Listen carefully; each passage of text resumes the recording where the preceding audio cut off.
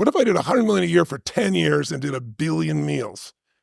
And I did it in 8 years with Partnership Through Feeding America. And it's like, when you do that, when you produce a result that seemed impossible, then what's next gets even bigger and even more available, right? It just expands. You're pre-framed to be able to do even more versus reframe.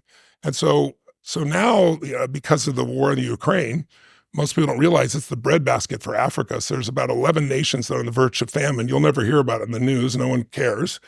And then you need fertilizer. 50% of the world food supply comes from fertilizer. The WF doesn't want you to use it because of the environment, but you need it. And it's in Russia and it's been cut off.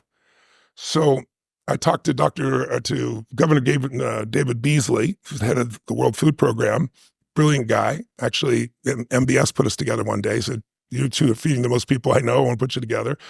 And I said, "How big is the problem?" And he said, "Tony, normally you'd be in a position where, maybe there's, 8 million people that are on the verge of starvation." He goes, "This year it's 350 million.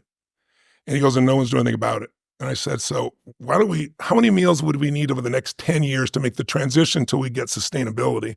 He said, "You need 10 years. I said, "What would it be?" And he said, "I don't know, Tony, maybe 50, 60, 70 billion meals."